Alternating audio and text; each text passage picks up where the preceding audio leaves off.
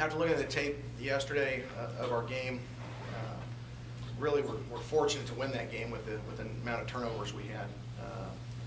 You can't turn the ball over 4 times and expect to win many games. The thing I was impressed with that nobody on our team got discouraged when that happened. We had a lot of resolve defensively, went out and got some takeaways, and then offense took advantage of those. I think you know, in a lot of ways it was a good game to go through for our team growth-wise, to have some struggles and have to overcome that. Looking at this week, another conference opponent. This team is yet to win on the road, which is going to be a big challenge for us. You know, the weather could be a factor. It's going to be a little bit chillier than here from what I understand. And, you know, we'll have to go and face a physical Colorado State team that is putting in new schemes offensively and defensively as well. And we look forward to that challenge. So with that, I'll open it up. Do you anticipate missing anyone because of injury for this game? I don't believe so. Trying to think from our game yesterday, just guys were nicked up, but don't anticipate that. You think you'll get Sean Plummer back? He's day to day. He looked good this morning. We thought we had a chance on Saturday. We'll just have to see as we go. What was your assessment of the way Jeremiah Tobin played? Well, he only played a few plays, and that was by design. You know, he hasn't played a whole lot of scrimmage reps, and so it was good to have him out there. He brings an energy to the huddle. We'll increase his reps this week in practice, and hopefully, you know, that'll translate into Saturday. How much value do you think it's of, if any, that the Colorado State coaching staff has guys like Skipper and Frazier and Drew Hill who are familiar, maybe not with everything you're doing, but with your personnel? I mean, I guess it's an advantage. They you know, they've been around some of these guys. You know, it is what it is. I mean, guys move, and they know how they were, I guess, last year. But you know, we've got different schemes on both sides, and guys develop, and hopefully we're developing our guys. They're improving. Coach, Andy Jennings, Derek Carr each named 2 Mountain West players last week during the game. Last week, what does that mean to you going forward? What does that mean to me? What does that mean? To our team, I guess it's nice recognition that we had guys that had good games, and people in the conference are noticing it. So it's a nice feather in their caps. You know, Derek threw for, I think, 700 yards and 7 touchdowns. And, you know, Andy did some good things. You're including San Diego State's return? Yeah, they caught 2 touchdown passes and about 120 yards. So, and Derek knows that, and he's got to clean that up. After watching the film, Coach, Robbie Rouse, was San Diego State defense just keen on him, or did he just not have his best game of the year? Well, we knew going in that schematically with what they do a lot of things to overload the run, and they dare you to throw. And we like our matchups, and so we took advantage of what they were going to give us. It wasn't anything that Robbie did. Now he's got to take care of the ball better. He put the ball on the ground twice, and that'll be addressed this week in practice. But that was part of our game plan going in, was if they were going to defend us like they had in the past, you know, we're going to have to beat them throwing the ball, and we have no problem doing that. What do you expect from Colorado State this week? Well, they're multiple on defense. They're running a variety of 3- and 4-man fronts. They're physical. They play hard. Their defensive coordinator does a good job. He was at Wyoming for a long time and did a great job there. He's known to have some physical, tough pressure teams, and Colorado State's kind of falling in that mold right now. Coach, your defense leads the nation in turnovers and interceptions. DJ's here, everybody. Are you a little surprised about the fast turnaround you've been able to get from a defense that wasn't even close a year ago? I don't know if surprised is the word. It's something we emphasized since day one. I think Nick Toth and our defensive staff does a great job of teaching and sort of, our guys play fast and they attack the football. I wouldn't say I'm surprised. The number has been good. We've got good players on defense. Philip's done a tremendous job of adapting to our scheme, and he's playing fast, and when you play fast, you can make plays, and he's obviously doing that. Well, is it the fastest turnaround you've seen? I mean, you've been a defensive guy your coaching career. I mean, almost I don't dead know. last to first. I mean, it's pretty good right now. We'll see if we continue the year to see. Right now we're, I don't know, what, 15, 16 takeaways. That's not very good for the year. We need to continue this. So if we continue this pace, I'll be pleased. You guys did a lot better on third down in this game, and the one that stands out, I think, with Robbie catching that pass and turning it into a first and 21-yard gain. Was there a play more significant than that, you think, in that game because of when it happened and what had happened before it? No, that was critical. It's no secret we've struggled, offensively on third down converting, and I think we were 50% the other day, and that was a big one. Anytime the momentum, swung so far the other way, we needed something to get going, and making a play like he did, making guys miss and getting the first. He's always gutty. He may not have run, for as many yards as what some people might have liked. He finds ways to win football games, and that's why I really like him. How big a factor do you think the crowd was Saturday night? I think it was huge. I think because of the way we started the first couple of games, people were a little bit shocked early, as the coaches were. When we're down 14-0 and 21-7, it was a little bit quiet. But as our guys made plays, they got into it and really helped the momentum swing the other way. And so I was really pleased that the Red Wave showed up in the manner it did, and hopefully that'll continue as we go through the season.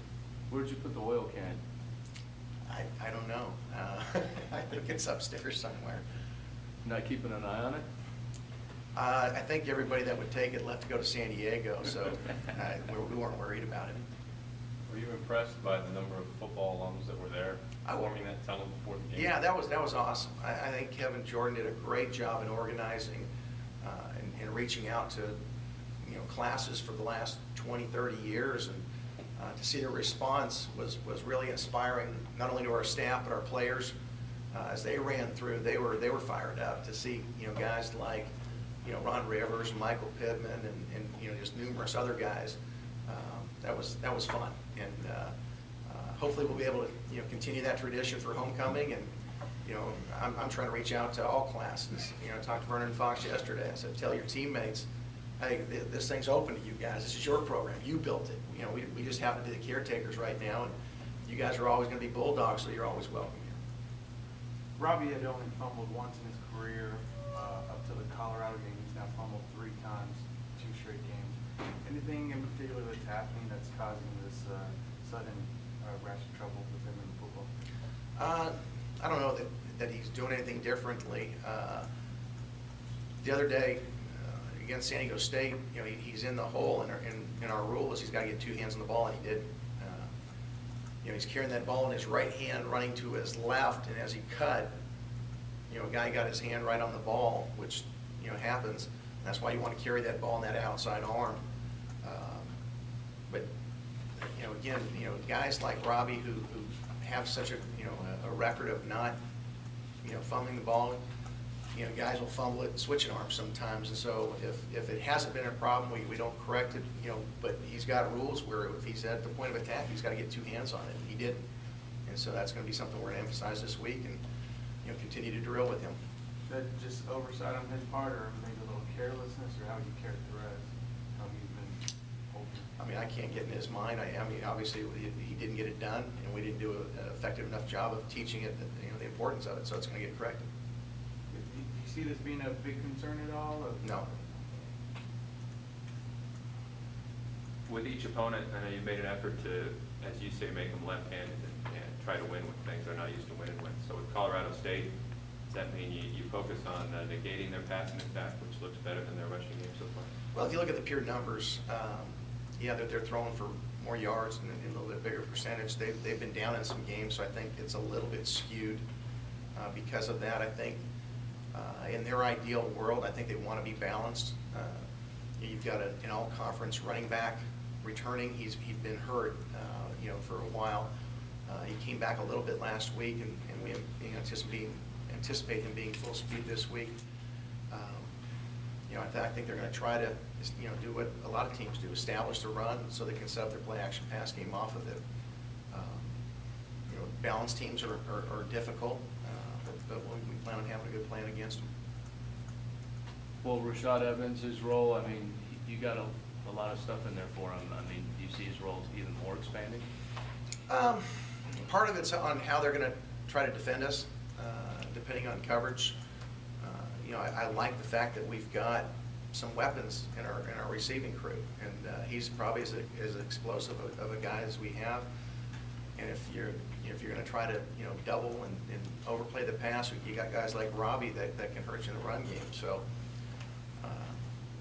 Rashad's obviously a big weapon. Everybody saw that the other night. But it wasn't like the game plan was just designed to get him the ball. It just happened through the natural course of the game. And of course, Derek, with his history with Rashad, feels comfortable getting him the ball when the situation dictates that. So it was good to see. Were you almost like, uh-oh, when he went down? Yeah, I guess, to be honest, yeah. I was a little bit worried for him, thinking, he'd already missed 4 games, and, here he's having a great game, and halfway through it, he could be dinged up, but, to see him finish was good. He's a tough guy. He realizes, that sun's going down on his football career, and he's already missed 4, and he don't want to miss any more. You've talked about the offense still kind of learning its way through this transition. How has Derek now adjusted to everything 5 games and now with detail his progression? I think he's adjusting well. I think he's a very, very sharp quarterback. He understands concepts, but just like every one of our players, he's human, and so he's going to make some errors in judgment at times.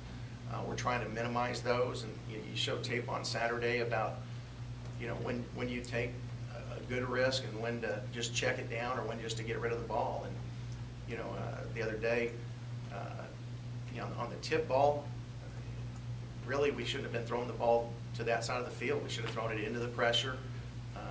It's something we rep during the week that they're going to pressure one side and drop guys out, and he threw it to where they dropped, and the guy got his hand on it.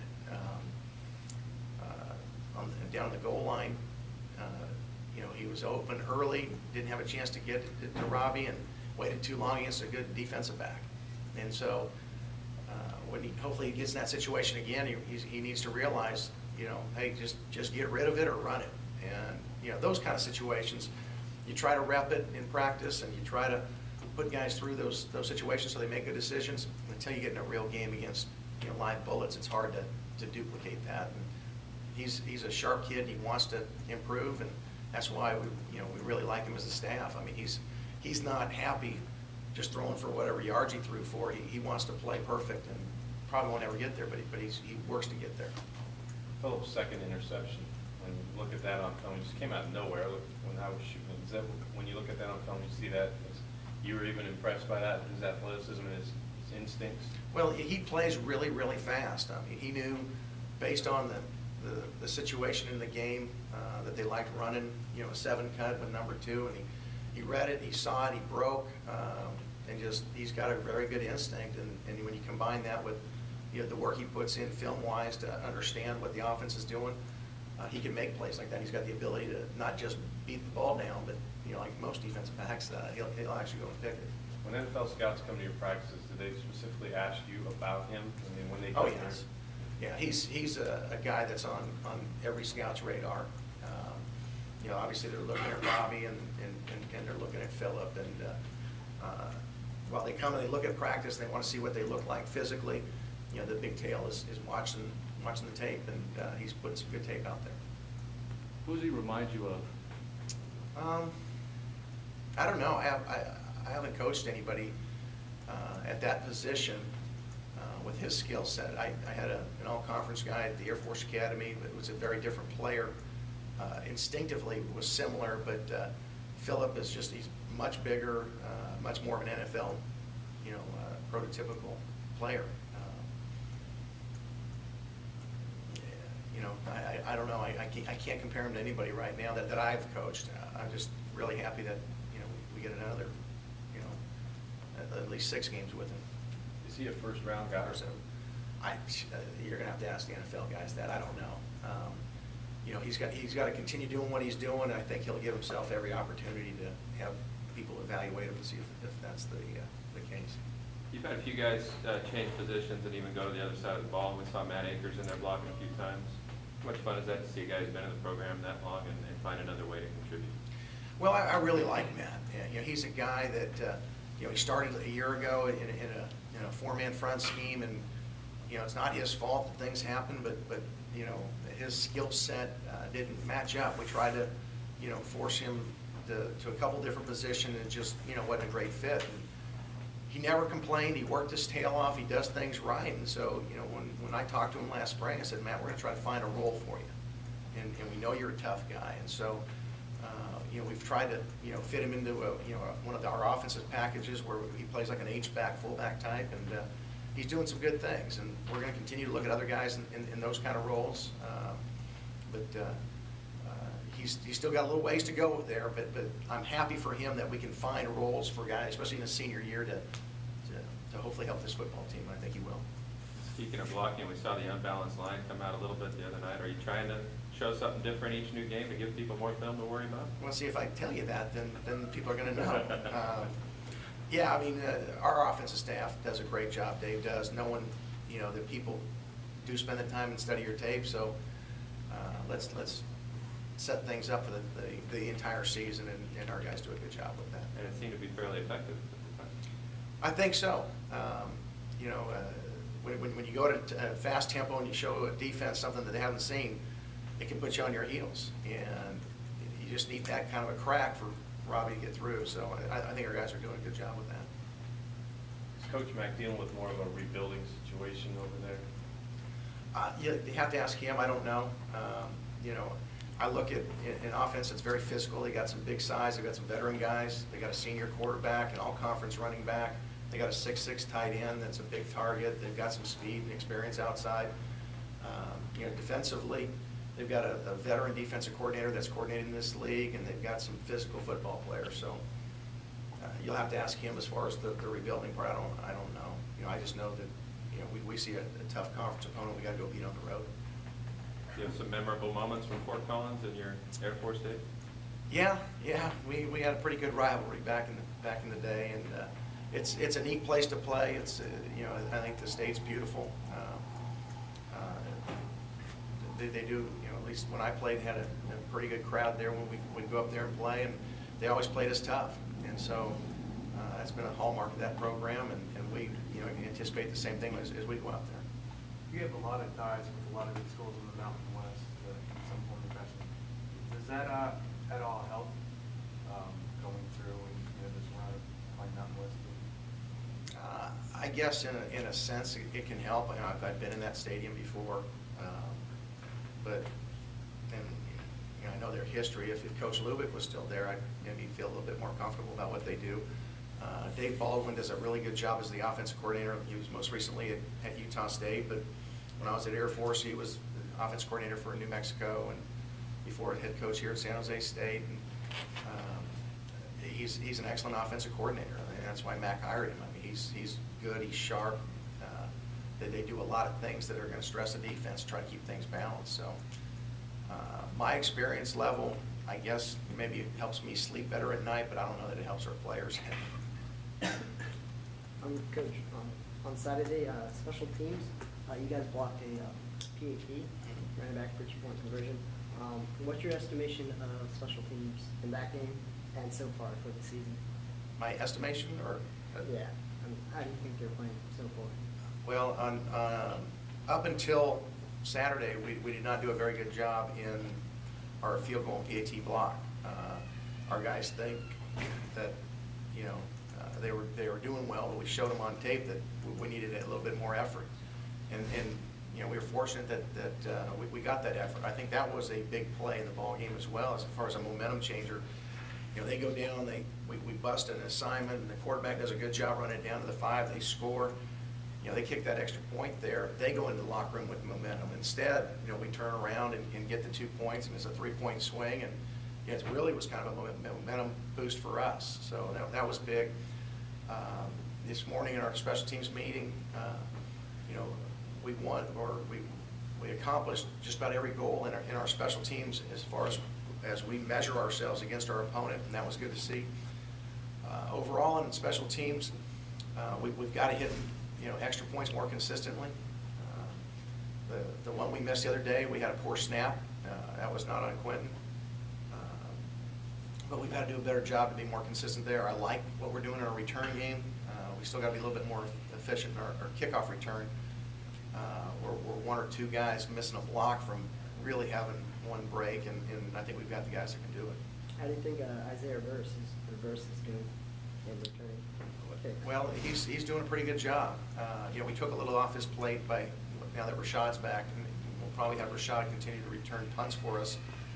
But IB does a great job in our kickoff returns, and he's going to make 1 or 2 guys miss. So if we can block 9 of those guys, he's got a couple on his own. He can take one to the house if we do a good job there.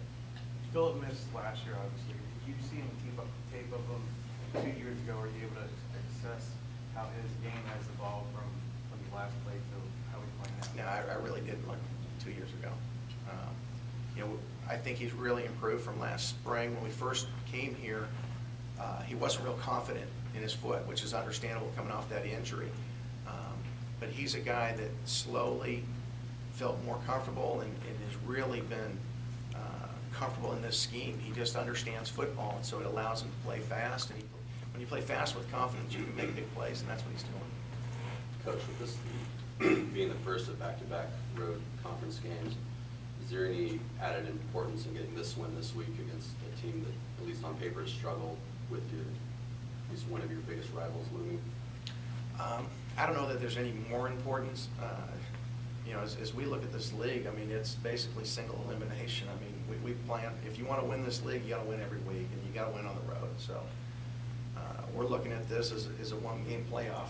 We need to win it, and the following week that'll be the most important game. So it's just a one-week mentality. I don't know that it affected the game one way or another, but what was the disagreement or the explanation on the delay of game penalty on the punt? Well, the officials ruled it the way it's supposed to be ruled. Anytime you substitute, the opposing team, their defense has an opportunity to match. We tried to send our team out there with, I believe, 18 seconds. And I don't know, but in their estimation, they didn't think we gave them enough time to switch and then get guys back on out there. They're going to stand over the ball to give them an opportunity to match up. And when they didn't have the opportunity to match up, or as they did, they were waiting, and the delay came. We got to do a better job of getting our guys out there earlier. So that was the explanation. But that wasn't a situation where you were considering going for it, and that's why guys were late on No. it? What we were trying to do is milk as much clock off as we can to give them less time, and just run out there, kick the ball, and let's go. As opposed to guys lining up, standing, waiting, knowing that they were going to try to come block it. Right. You talked a lot last week about the 9 drops, 5 of them on third down against Tulsa. How much improvement did you see? I don't believe we dropped one the other day. So, that was a big-time improvement. Really pleased with how we practiced last week, and that's the key. The week before, we had some sloppy practices, and we got that straightened out last week, and the results showed. I think having Rashad back gave our guys a little bit more juice. I think Victor Dean's been practicing better, and it's good to see him get back involved with things. And if we continue to improve, we'll have a very strong, very deep group of receivers to count on. After 1 month of football, you're at 3-2. Is that what you envisioned? Did you envision 4-1? I envision 5-0. I don't go into a season thinking anybody's going to beat us. You're realistic as a coach, and sometimes you're at a place where that's just not going to happen. I thought we had the ability that we could have beaten anybody in those first 5 games. So disappointed that we're not 5-0, but I'm happy that we're 1-0. And, you know, our number one goal is still out there in front of us, and that's how we approach it. Anything else for Coach?